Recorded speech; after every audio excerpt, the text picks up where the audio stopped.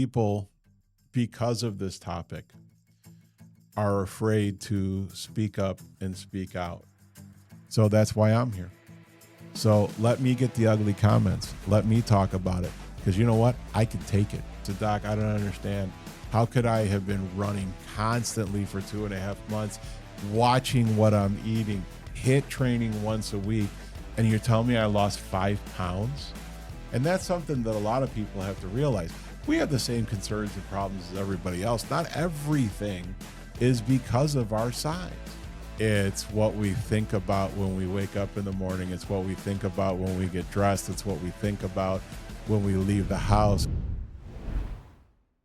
Hello, everyone, and welcome back to Big Man, Big Problems podcast. My name is Julio, and I started this podcast to talk about the issues of being a big man.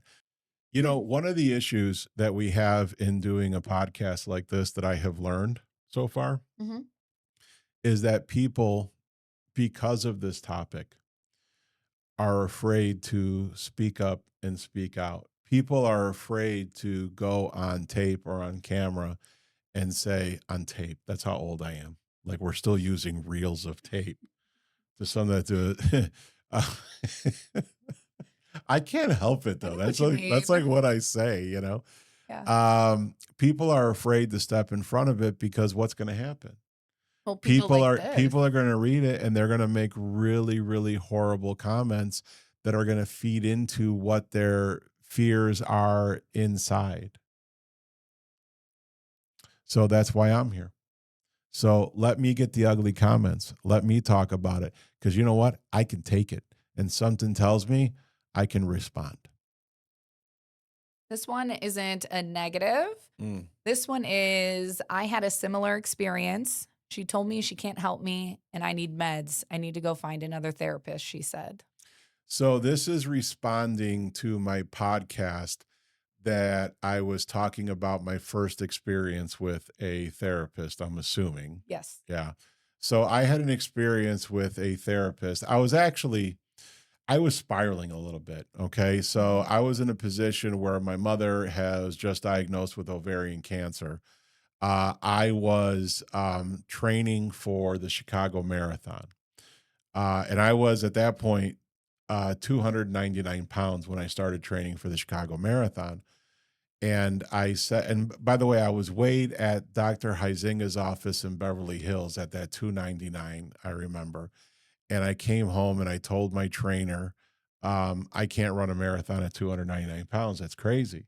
And he goes, okay, so here's what we're going to do. And we got a marathon training program, Mhm. right?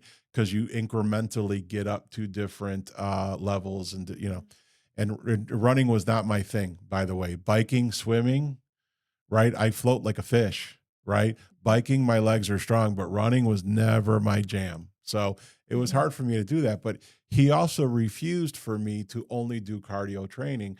So Tony, my trainer, who I love, uh, made me come in the gym and do some kind of hit training at least once a week. Mhm. And then he put me on a diet, you know, one of those diets where you drink a shake, Yeah. right, for breakfast and lunch and then a sensible dinner, right? One of Yeah. those things.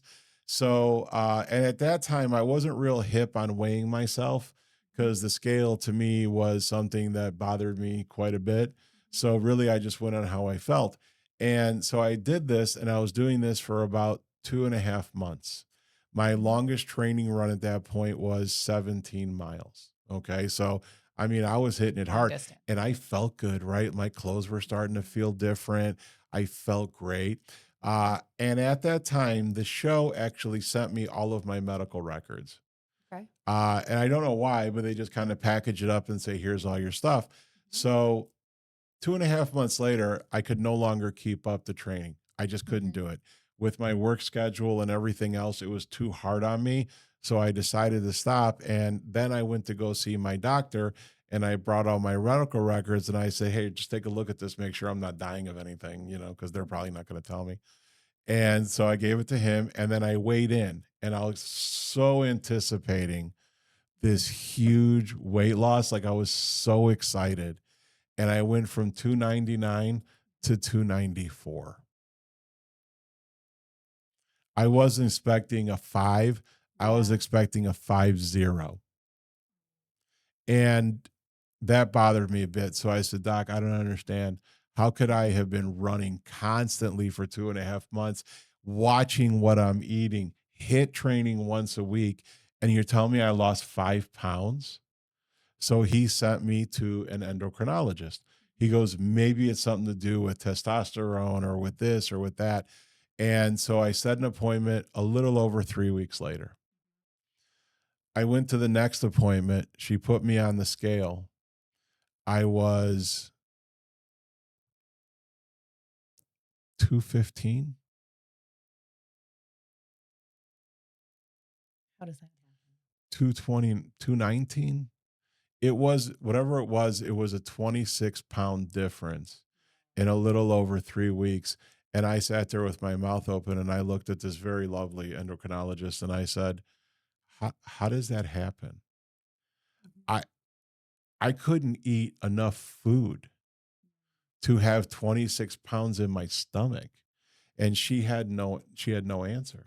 So I put together this team with a sports doctor, and I talked about this in the podcast, a sports doctor and a therapist and a nutritionist. And I did that for a while.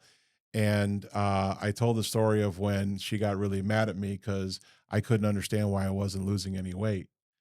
And I realized after it's because she thought I was lying. Like they Mhm. didn't believe me. But there was something going on that wasn't letting me lose weight, but they refused to believe it. So the truth is, she was just a really shitty doctor. She was just a really shitty therapist. And honestly, she was the whole time, but I didn't recognize it. I've never done it You before. had nothing to compare it to, so how Yeah. could you know? So a lot of emotions going into that. But when that happens to you guys, there's more than one doctor in the world, right? You Yeah. got a shitty therapist. You got to recognize that early. If you're not feeling any better, if you're not going anywhere with it, go find a different therapist. Mhm. Okay. Now, 10 years went by. Oh my God, 10 years. What am I talking about? 15 years went by. And, I find myself in a place where my life was very it was going at a pace faster than I could handle. And I said to my wife, I need to go into therapy. And she agreed. And I've been with a therapist now for 2 years. And I got to tell you, this woman has helped me tremendously. And I don't go to her for an eating disorder. I don't go to her for weight loss. I go to her simply for life. And what that's done is brought me to a place now where I'm comfortable, where I feel okay with who I am and I'm able to pick myself up and keep moving in a way that makes me okay. So, to whomever this commenter was, thank you for understanding what I went through. I understand what you went through. And if you guys don't have the right therapist, go find the right therapist. And by the way, therapy is great. Most of our issues when it comes to us being bigger people is not because we chose to do this. It's because we chose to make food more important in our lives than almost anything else. And we find comfort in that food. To take it away from us is like stabbing us in the heart. Like they're taking away the thing that makes you feel better. Well, if you're going to choose to do that, if you're going to choose to take some food away from you, then it really is a good idea to talk to somebody to figure out why you needed the food in the first place. All right, I got one. Being okay and saying your worth is the same from when you're fat to fit gives you no motivation to want to be fit. You should feel like you're worth nothing if you're fat and worth everything when you're fit. Wow, talk about needing therapy. Mhm. That gentleman or that lady, whoever wrote that, really, really needs a bunch of therapy. Why? What that says to me is I don't like fat people. Yeah, that's fat phobic, I fear. That's 100% fat phobic. But why? What is it that we're doing to you that you find so offensive? Um, Listen, everyone can choose to make themselves better in some way. But what does better mean? Where do you start with that? Physically, now are you sick? Like, is your doctor saying to you, look, you got high cholesterol, you got high blood pressure, you're borderline diabetic? Now, if you don't actually go and try to do something about that, then who's the idiot in that scenario? You need to do something about that, because if you let that continue, that's going to stop your quality of life. That being said, if you're a bigger person, but you don't have high cholesterol, you don't have high blood pressure, you don't have diabetes, and you're able to be in the world and active, and you're contributing to society, and you're raising children, and you're helping out your brothers and sisters, not only your actual brothers and sisters, but your brothers and sisters in life. You're active in your church, your community, right? You're doing really good at your job. Then why is it an issue that you just happen to be big? Why are you, as another person out there who maybe fitness is their addiction, have an issue with that person? That person doesn't hate themselves. The people that hate themselves are the ones that write comments about hating other people. Those are the people that hate themselves. Let me tell you something. I don't hate myself. I don't love everything I've done in my life. I don't think I've been a perfect person, but I 100% don't hate myself. Nor do I look at you in the gym working out and think, look at that guy. He's got no life. That's why he's in here.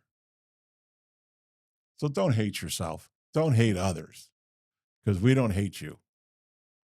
So, one of the struggles with being a bigger person is no matter what happens to you in your life, it's actually blamed on your size. So you have a cold. Oh, well, you're not taking care of yourself. You got to eat better. Oh, my foot hurts. Well, you're putting too much weight on it, right? Oh, I'm struggling at work. Why do you think you're lazy? That's one of the issues with work. When you're a bigger person, people just automatically assume that you're lazy and you're not doing your job. These are all stereotypes in a way, and it's a hard thing to live with. I have a headache. Oh, it's because of your size. The reason I'm even doing this podcast, one of the things that propelled it to me is because I have this neurofibroma on my spine. So, what's a neurofibroma? It's just a big mass of nothing, right? It's says, Mhm. people get them like neurofibroma one or two, they get these bumps on their bodies, they get them removed, whatever the case may be. It's completely benign. It's doing nothing to hurt me. It just happens to be large, and it just happens to be on my lumbar, which does affect my mobility. But at this point, it's really inoperable and I have to live with it. But it went undiagnosed for a decade or more because of my size, because some fat phobic doctor or several just assumed, oh, you're putting pressure on your spine. That's the problem. So why not look at it? Why? Because I'm fat, you're not allowed to look and see that it's something else? Can it be something else? And as it turned out, it was. So, that, amongst obviously a lifetime of other issues, is what prompted me to do a show like this, so that maybe doctors watch this and you got a patient who's a bigger guy and complaining about the issue. Maybe the issue is not his weight. Maybe he actually has an issue. And that's something that a lot of people have to realize. We have the same concerns and problems as everybody else. Not everything is because of our size. Some things are, but not everything. And that's a hard thing to live with as a big person. And that's the kind of stuff we hold inside and we kind of want to scream. Okay. But how are you going to scream? Because the people saying it are the people who love you, right? The people Yeah. saying it are your parents and your spouses and your kids and your friends. How do you scream at them? Well, you don't. You know what? Make a comment to me and let me scream at them through this, and then let them watch the podcast so that Yes. maybe they understand what's going on and they look at you just slightly differently next time. And when they say your foot hurts, they go, well, why don't you put your foot up? Let's take a look at it. Let's see what's going on. Okay, one more. As a big person, my constant thoughts are not about food. The thoughts are about harassment and access. Will I fit in the airplane seat? Will anybody say that I'm disgusting because I'm fat? Or will they act as though I am? Will I be able to buy beautiful clothes that fit properly, et cetera, et cetera? That is such a common thought with all of us, but what it is it's a thought. It's buried in our psyche. It's what we think about when we wake up in the morning. It's what we think about when we get dressed. It's what we think about when we leave the house. It's what we think about when we're out to dinner with friends or coworkers and it's time to order your meal. Or have you ever been to a buffet and you worry about what everyone else is looking at when you pick something and put it on your plate? That is so common. I said in a podcast, just a little bit off the cuff, that as big people, what do we worry about food? And I was on the topic of food at the time. So I didn't mean to imply that that's the only thing that we worry about, because it's not. We do worry about food, but we worry about food much, much more secretly than we do about other things. But leaving the house in the morning sometimes can be hard, and that is why I like to talk about the emotional aspect of how we feel. Are there people out there who are looking at you like you're disgusting? Are there people out there who don't care about accommodating your particular size or whatever? Yes, there are. There are. And you know what? There's bigots and there's racists and there's homophobes and there's what's that thing they call men that are really anti-women? Oh my I'm gosh. not that, so I don't know the word, right? But Chauvinists yeah, that are sexist or in the chauvinists or manosphere. yeah. There's always going to be those people out there, and we can't stop those people from being who they are. But let me tell you what we can do. We can change how we feel about it. So we can decide to wake up in the morning and put on something that makes us feel confident. We can go into a situation where we're dining and then find the right seating for ourselves. I just went to a restaurant this weekend with my wife and they wanted to sit us in a booth. And I said, I'm sorry, I need something other than a booth and other than a high top. And they just accommodated without questioning or anything else. I mean, you just need to stand up for yourself. As far as finding something cute to wear, you're always going to find something cute to wear. It's like anybody else, you just got to put in the effort to do this. You look at these fit people, right, who are dressed nice, and for some reason we think like they just wake up in the morning in all the right jeans and all the right shirts. No, they go through the same things we do. It just doesn't seem as obvious to us as them. So the thing is, you just have to care enough about yourself to put the effort forward to look nicer. Nobody cares. Nobody cares what you order at lunch, right? Nobody at the buffet is watching your plate. You feel that way, but some of that isn't happening, okay? But what they will notice in you is the confidence. They will notice in you your strut. So what really needs to change is not the outside world, because we're never going to change the outside world. They're going to be who they're going to be, but we can change how we feel about ourselves. So get up, find the right dress, get dressed, go out there, have lunch, just live your life. That's what I would say to this lovely woman who commented for me, and keep commenting because you're awesome. So take a minute, guys, and hit the subscribe button, hit the like button, and 100% put comments in there, because we're going to start making comments. We're going to start reading comments and we're going to go over them, because really that's the whole point of the show.